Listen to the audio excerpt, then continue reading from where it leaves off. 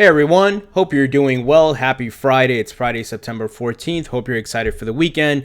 Have some positive news to share here. Not too many news items, just a handful, but we'll quickly go through them. And, usually on the weekends, we don't see major market movements anyway. But, as we talked about yesterday, we're seeing some upward trends. I'm not sure if this is any type of recovery, but at least we're not in a downward trend like we were, given the Goldman Sachs fake news or FUD, and we know the market took a hit from that. We had some FUD coming from Vitalik on Ethereum, but at least Ethereum is recovering a bit here. But let's see how this plays out. Let's see how the market unfolds over the next week or so. Now, some positive news, guys. So crypto market cap to hit $80 trillion in 15 years. And this is coming from Tim Draper, who's very bullish on crypto and Bitcoin specifically. So let me give you some details. And he's going to talk a bit about what we've been talking about a lot, about the internet, right? The tech boom in the 90s with the internet and the growth of the internet. Bitcoin bull Tim Draper has predicted that the market capitalization of cryptocurrencies will increase by 400 times in the coming 1.5 decades. Now, I think this is realistic because he's talking a decade from now, right? Because if you look at the internet and the tech boom there, where we were in 1993 versus where we ended up being in 2000, let's say, 3, and then later on and so forth. I mean, look where we're at right now. Google stock and so Amazon stock, right? It grew significantly. So this is not unrealistic. This is actually realistic given the timeline.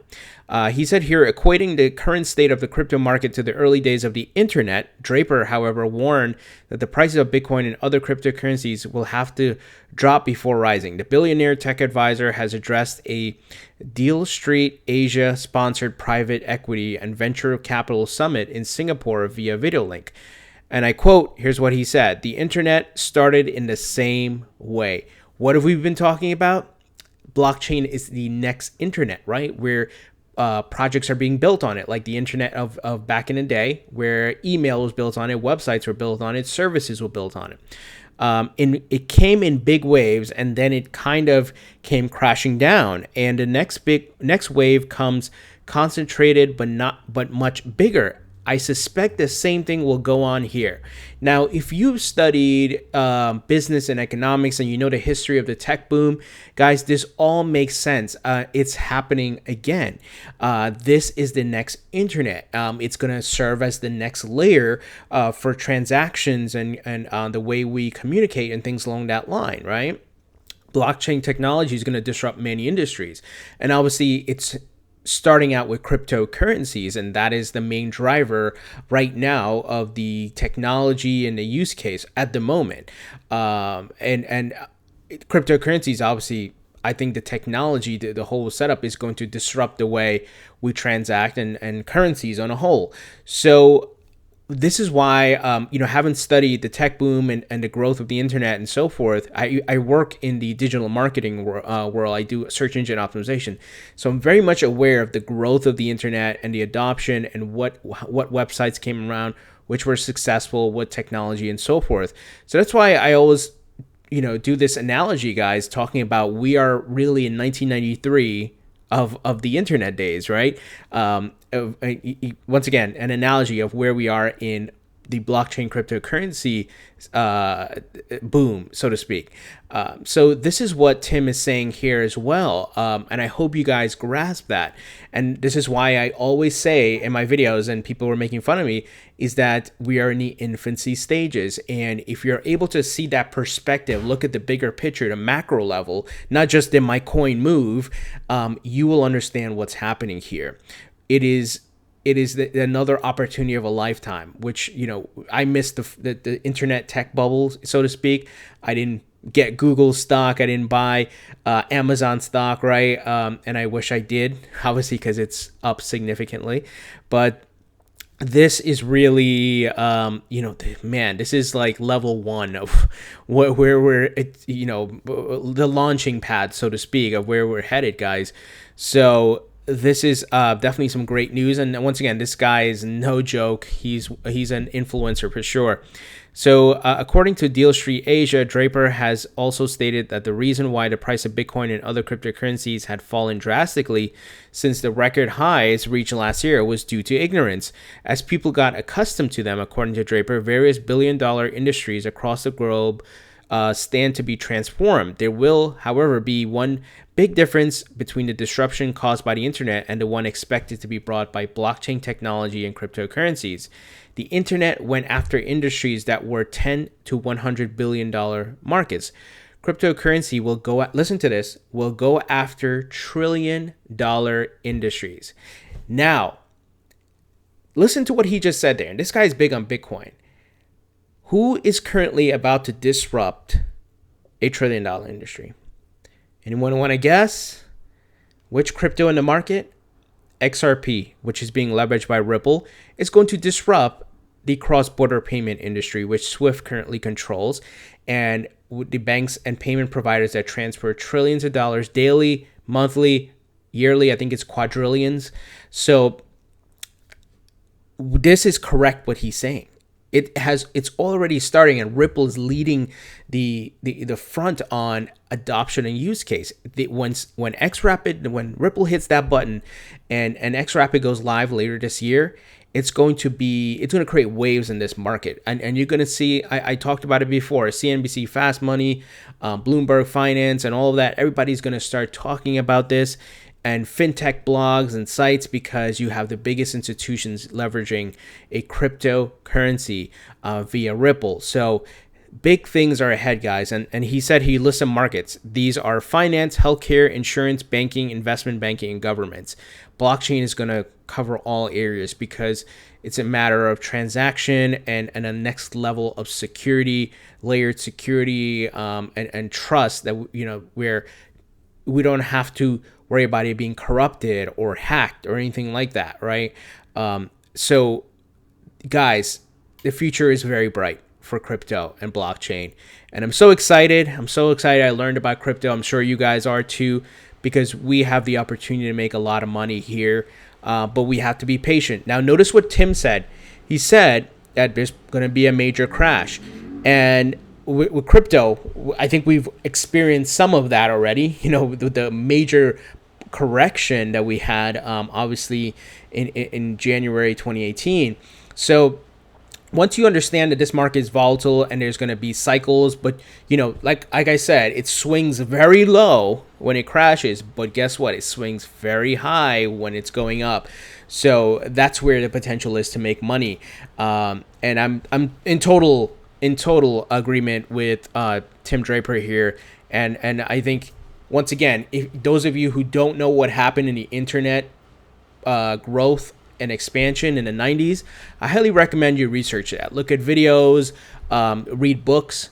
It will help you to understand what is happening in blockchain right now. And I know some of you may be very young. Some of you may have been born in the 90s. Some of you older, right? I was born in the 80s, so I got to experience the internet, the growth of it, using it, going back to when we were on dial-up AOL, the really slow internet days, right? Where like I said, it's very much like where we are here, where we are in the blockchain, a cryptocurrency phase, and 1993, 94, guys. So there's a lot more ways to go. There is growth that's going to take place. Like Tim Draper said, it's going to disrupt trillion-dollar industries. And on the note of Ripple, we've got some big news from Ripple. So they announced yesterday the National Commercial Bank of Saudi Arabia has joined RippleNet. Now, what have we been seeing from Ripple, guys? They have been, they are everywhere. They're obviously looking to disrupt a global industry, right? Cross-border payments. But they're building partnerships in Asia, in the Middle East, in Europe. And they are getting so many partners, so many banks. Even I believe it was I forgot the name of the Ripple employee, but the video's out there. We talked about it. I showed you guys a video where he talked about they're working with 40 to 50 central banks around the world. Central banks, guys, the head of the snake, so to speak, which help control the smaller banks. And now they're with one of the biggest banks. And If you know anything about Saudi Arabia, world politics and economics, they have oil money up the wazoo. Guys, their citizens don't have to pay income tax because the country makes so much money off of oil. They don't have to pay taxes. Those who do is very small. But you look it up. This is a fact. We talked a bit about this before. So just to give you some details here, for the last 10 years, the Kingdom of Saudi Arabia has been one of the largest sources of remittances in the world. According to the World Bank, $308 million were sent into the KSA, and $37 billion in remittances were sent from the country in 2016. $37 billion. That is one country. One country. And Ripple is working with many banks across the globe. So this is why they are disrupting a $1 trillion market, because there's trillions of dollars being sent daily. Because when you think about this on a global scale, right? And like I said, if you tally the amount of trillions that are sent monthly, weekly, and all that, it comes out to quadrillions, right? It's a ridiculous amount of money.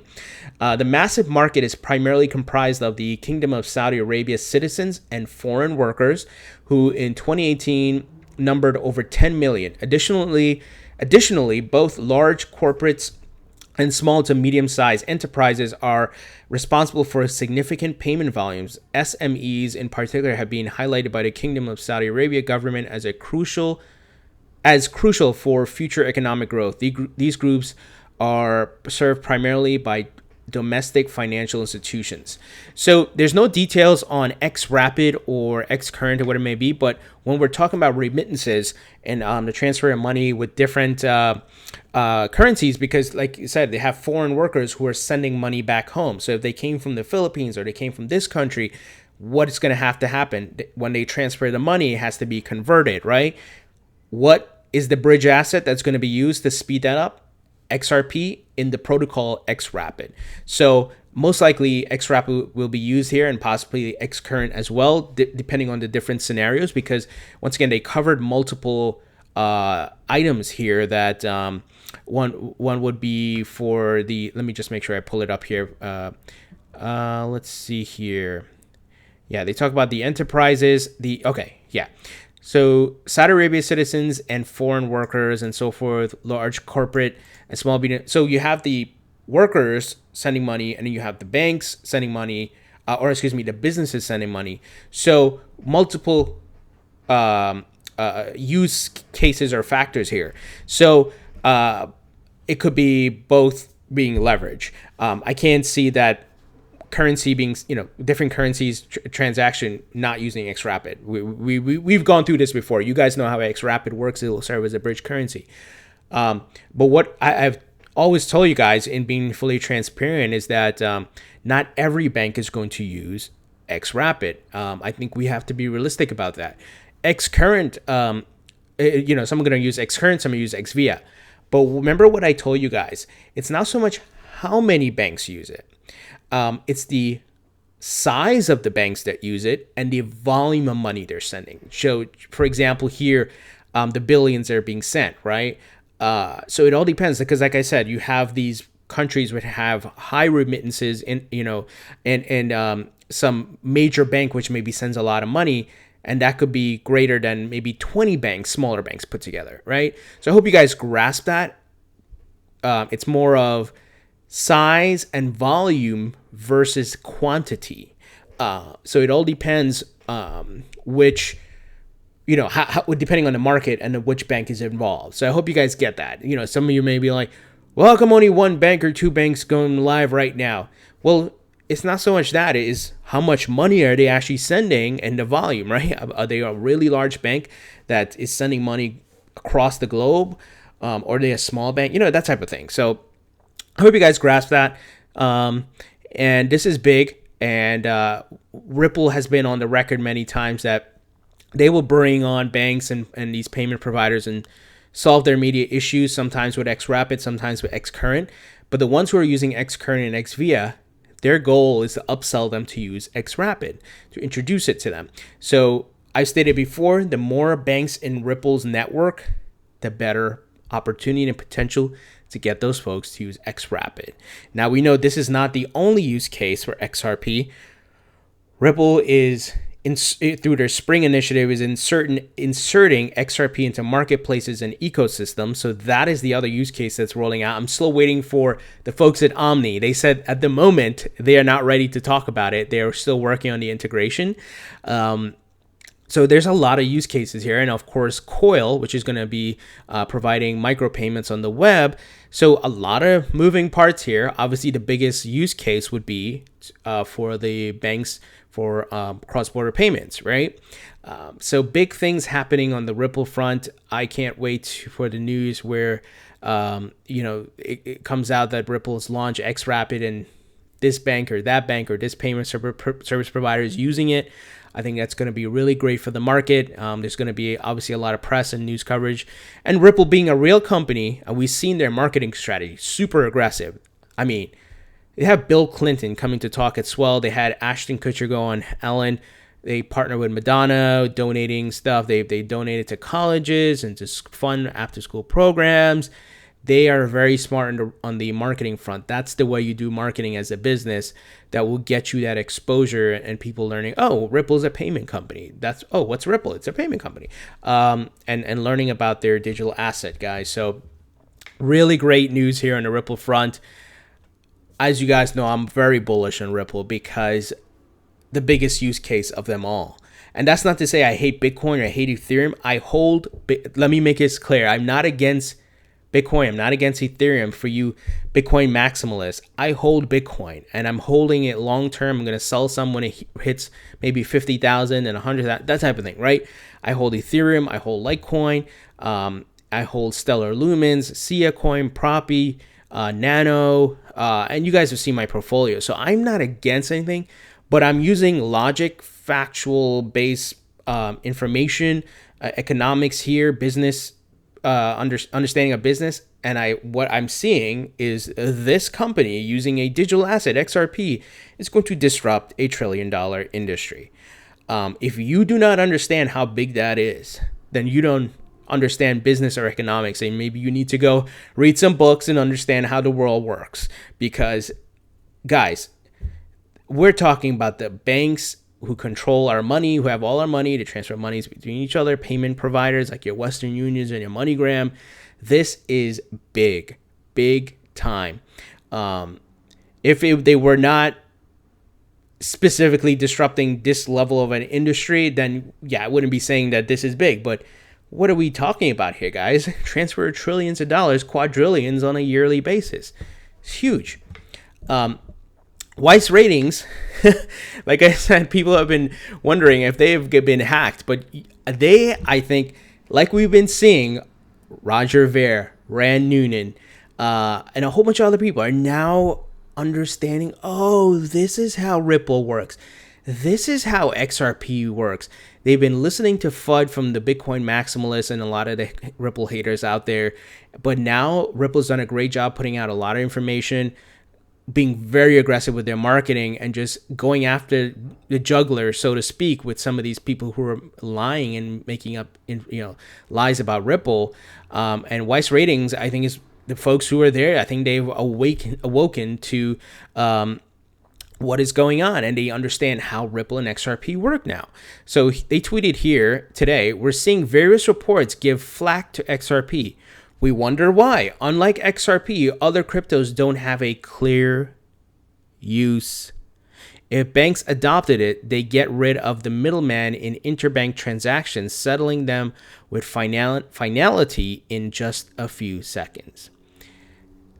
Common sense would tell you this, but I know people get very emotional about crypto. There's like I said, the Bitcoin maximalists and this one, like, Bitcoin is the only coin. Yeah, but if you guys weren't forking it every freaking month, creating a new whatever Bitcoin, and then if you actually put your efforts all together in putting Bitcoin on the Lightning Network, maybe then you would have an argument. Because right now, Bitcoin is slow as crap. It costs a lot to use it as a currency, and it's not being used as a currency. People are forced to use it as a currency when you have pairings, but what we're seeing is more exchanges are adding more USD and fiat pairings, so you don't have to use Bitcoin to go purchase altcoins. We're also seeing Ethereum and XRP being added as base currencies. So eventually, Bitcoin's dominance is going to drop. Now, that's not to say that Bitcoin doesn't have value. Like I said, I hold it. It is moving towards more of a store of value, but the idea of it was supposed to be a currency. And right now, it sucks as a currency. And that's just the facts. But I get why it's a store of value being the original, and people are flocking to that, being that it is the original. And like I said, I hold some Bitcoin too, so I'm not against it, but I am a factual person. I will tell you what I think about it, call it as it is. I'm not gonna make up stuff, and I don't have feelings attached to any crypto. I'm not here for a religious following of Bitcoin or Ethereum or XRP. I'm here to make money, and I believe in cryptocurrency and blockchain, and I want to see the evolution and the growth of it, right? But obviously, I think most of us here, we want to make some money off of it. Why not? But of course, the technology, I believe in the technology. This is part of why I do these videos. I'm passionate about it. I like the technology. I think it's great. I think it's the future. And I think if we can transact in a more secure way, and add a next layer on top of the internet where transactions are faster, more trustworthy, clearer, unhackable, I think that's important for the evolution, our growth as a society and transacting and all that. I don't want to get into philosophical ideas here, but I hope you guys get my approach. I'm a factual person. I'm a logical person. I'm not here to, I don't invest with my emotions, and I don't, just because if someone came out and said, hey, XRP, I see a flaw here with Ripple and whatever, I would say, okay, show me proof. Because I would want to know. I mean, as an investor, I want to be informed. And if it's a legit concern, then yeah, I would say, man, this does not look good. But so far, all the FUD and the fake news that have been put out there, it's all BS. I love that Ripple is so transparent. They come out and address it head on. I love that article just a few weeks ago by David Schwartz, their CTO, calling out Bitcoin and Ethereum about the mining and centralization versus decentralization. Because it is, if you have some level of common sense, it makes sense. But of course, if you're emotionally attached to Bitcoin and you don't want to see your investment in Bitcoin lose money, yeah, you're gonna, mentally try to jump through loops here and steer the narrative and the conversation to try to attack XRP and all of that. And I'm seeing a lot of Bitcoin maximalists. They're out there on a warpath, and I wonder why. Right? Even with Bitcoin being number one, and it's worth more than every other crypto, they know, guys, if, like I said, you put some logic to this, they know what's coming. They know, and I've said it before, XRP is going to be number one because it has the biggest use case. If Bitcoin was disrupting cross-border payments being used in a protocol and a tool like XRapid, I would be singing the praises of Bitcoin. It is going to be number one if it was doing that, if that's what was Bitcoin's use case. But it's not. It's XRP being leveraged by Ripple. So, like I said, I'm a logical person. I'm not here with emotions and to, I call it like I see it. So, hope you guys get that. Now, there's an article that came out here. It says Bitcoin owners at risk. Google's email security lead says all our data is all over the place. Essentially, what he's saying is that, look. And I've told you guys before, don't keep your crypto on an exchange. Keep it on a Ledger Nano S, a hardware wallet where it's stored on there. It's in your house somewhere. It's maybe in a safe. I keep mine in a safe. And you don't have to worry about anyone hacking it, right? It's there and it's protected. And I've told you guys, even if you and I know the Ledger Nano S doesn't support every crypto out there. So I know I personally have to keep a little bit of certain coins on an exchange, but my main stuff like Bitcoin, Ethereum, Litecoin, the majority of my portfolio is on my Ledger Nano S, guys. And you could get multiple Ledger Nano S's as well to store all your crypto. But as I said, if you have to keep it on the exchange, make sure you're using two-factor authentication on the exchange, but also in your email. Some of you use Gmail.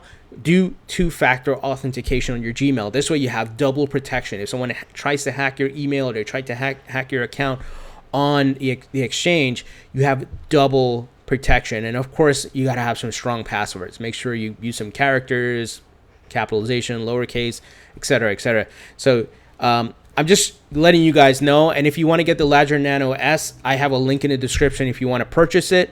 It is an affiliate link, so I get help, a little payout if you purchase there. I'm not saying you have to use it, but if you would like to support the channel, you can.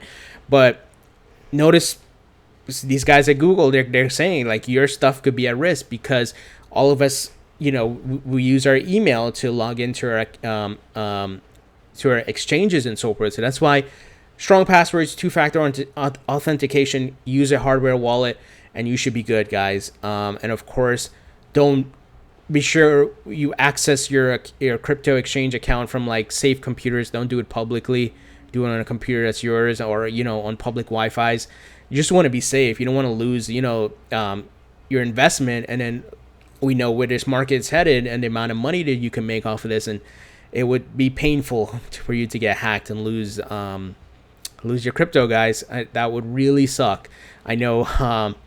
I remember a friend of mine was telling me about his friend who got hacked, and he lost maybe like 15 ETH, not Ethereum, not a lot, but still, dude. I mean, that's like if Ethereum goes to like $1,000 again, that's $15,000.